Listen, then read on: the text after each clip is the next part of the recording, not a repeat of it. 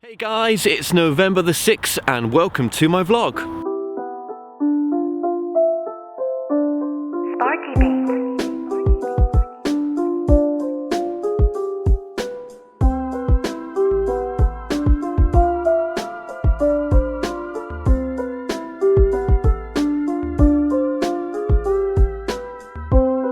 I just wanted to go over some things on this channel and just what I'm up to as well. Now you're probably thinking, well, you've not vlogged for ages. Why have you not vlogged for ages? Well, I've just been so busy with doing work in the background. I'm launching my psychic services at the end of this year, and every psychic that's coming onto the network has got to be interviewed. You can imagine that's quite a few psychics that I'm going to have. That's quite a few interviews separately that I'm doing on top of the More show. So I hope you guys are going to be okay with me doing the psychic services, because what I'm going to do as well, because there's going to be complete transparency here, I'm going to be advertising my psychic services at the beginning of all my videos, and I'll also be releasing 600 plus past shows onto iTunes, SoundCloud and Stitcher next year. But all 600 shows will have, or plus shows will have the adverts for my new psychic service on. I will be putting a call out there soon just to say to people, you know, if you want to be part of my network and to be a reader on my network, then please contact me. But I'm kind of saying that now, aren't I? But I'm going to do a shout out for that at some point. If people are thinking, oh, I'd love to be involved, well, yeah, that's going to happen. That's going to happen soon. Yeah, I think what's going to make my services a little bit different is just the transparency. And it's been amazing interviewing some of the psychics coming on to the network, because they've just been it's been really interesting doing these interviews. I've not released any of these interviews yet, but doing them, it's been really educational for me, because the psychics that I'm getting on are really, you know, decent quality, and they've been doing it for so many years. They're very time served, and I'm going to get readers on from all over the world. I know you're probably watching this and you're thinking, well, always talking about his work. How is he doing? Is he okay? How is he feeling? Yeah, I'm cool, man. I'm feeling really well. I just wanted to do something on this channel, and tomorrow I'm going to do another vlog, but it won't be this type of vlog. I just wanted to, you know, show you guys that I've not disappeared off the ether, and that, you know, I'm here and I'm just busy in the background just doing stuff. Oh, and thanks to everyone that commented about the spiritual news network. Yeah, that's definitely something I'm going to be doing in the future. 100%, I really want to do that. I want to share a story with you guys. Now, I know I've not vlogged in a while, but I thought, you know what, why not start back my vlogging with a bit of a short story on my personal UFO experience. Now, the only reason I'm talking about my UFO experience is because I've had a few other people that have come up to me in my these past few months, shall we say, and these are straight people in the sense that they're, you know, they're just all about science, really, in one sense, and they're not into spirituality or anything like that. But they did have a moment in their life when they witnessed something and it changed their perception on reality. And that's been really interesting to meet these people. So my UFO experience was quite different. It was back when Freddie Mercury had passed away, and they were doing that massive tribute to Freddie Mercury in London. Now, the only reason I remember that as a kid was because I remember the concert being on my parents' TV, and it was just, you know, it was great music. I remember that.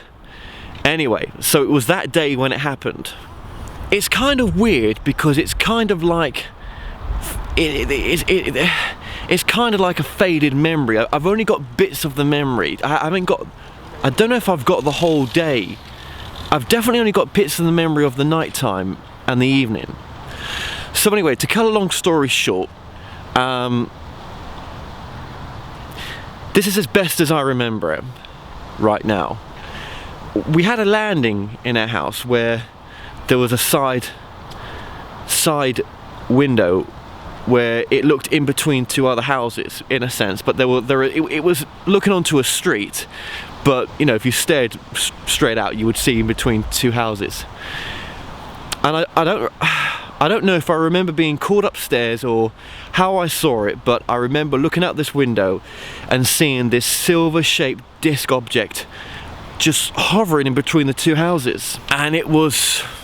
the weirdest thing was, there was no reference for it. Do you know what I mean? There was absolutely nothing to sort of in my brain to be able to work out what the hell that was, except for it did look like a classic UFO saucer-shaped object. And what I remember is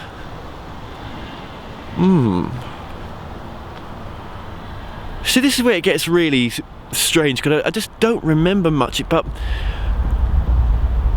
I remember somehow we were all aghast by looking out the side window. When I say we all, my family, you know, they must have got word of what was going on, or you know, one had called me up and all the rest came up to see it. I don't know, I really don't know.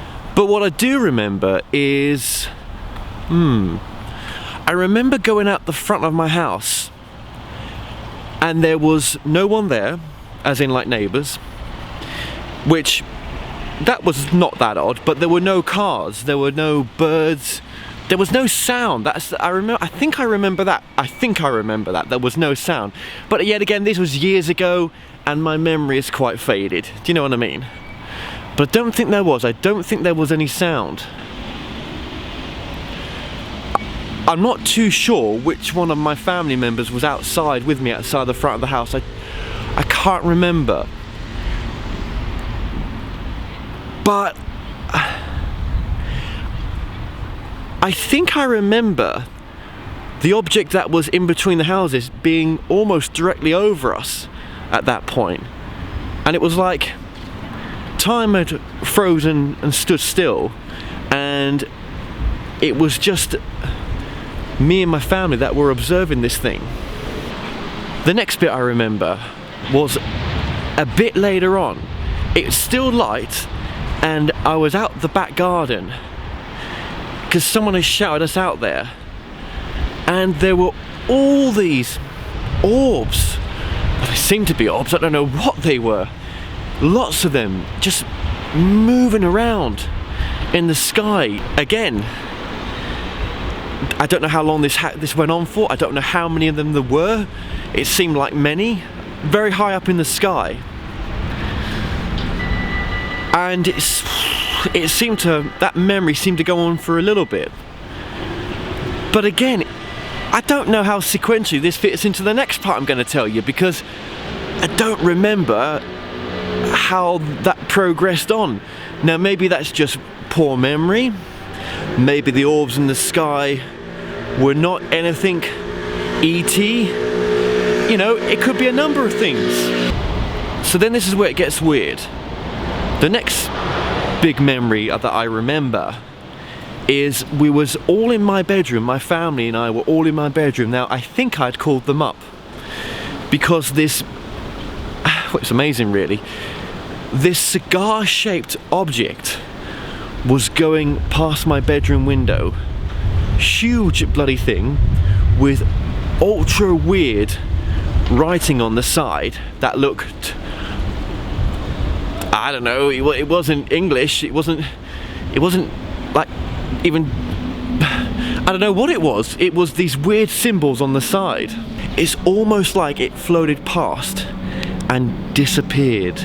Like it blipped in and it then faded and blipped out. Now again, I'm sure my parents' recollection of that, and my sisters and my brother, well, one sister and one brother, is different to the way that I'm remembering it.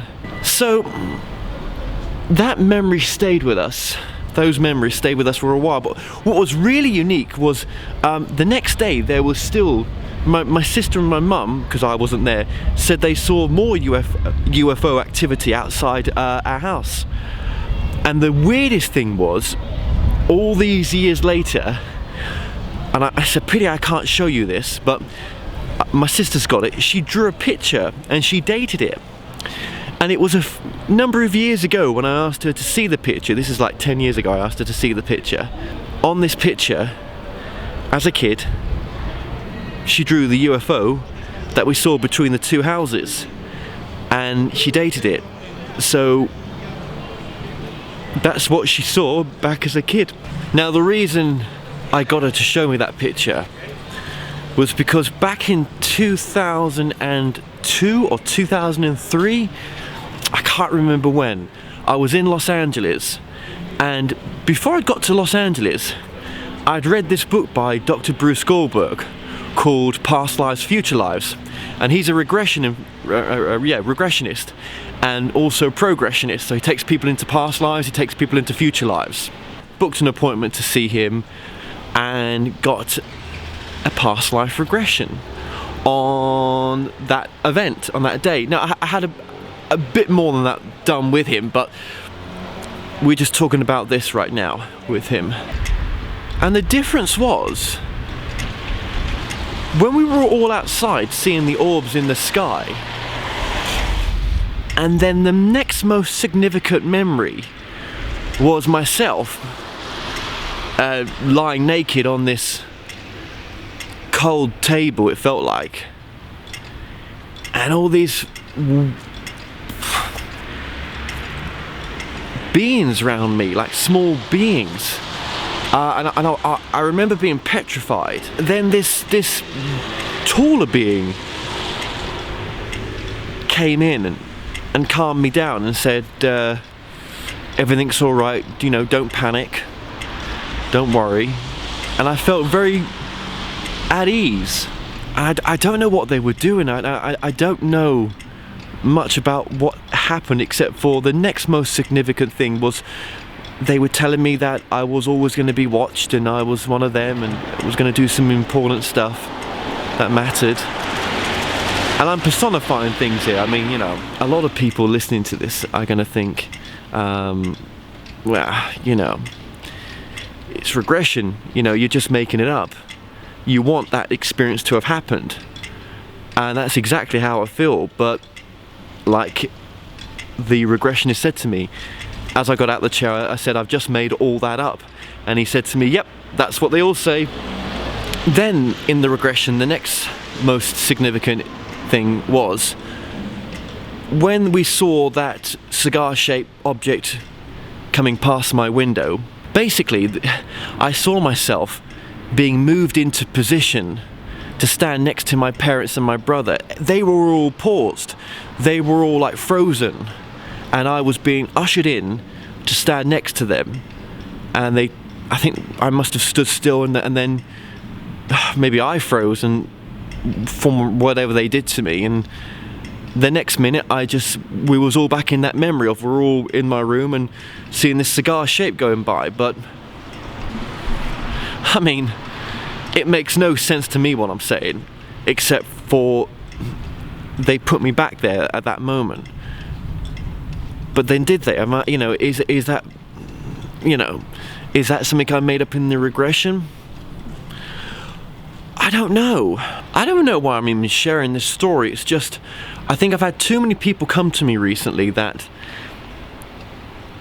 are pretty serious people and they've seen something and they can't explain it. And there'll be lots of people who have seen something and will never talk about it because, you know, they'll feel very stupid to talk about it. I can't really say I feel stupid talking about it. I'm just reporting back what came from the regression. And if I've made it up, well, that's okay. But I don't know. I don't know if I did. But I'm open-minded. Share your UFO stories with me. Have you ever had a crazy experience that you've never told anyone? But anyway, so there's my latest vlog. There you go. And there's my story, and I'm glad I've shared it. Well, be good to yourself, be good to each other, and remember, you are amazing. I'll catch you soon. Peace.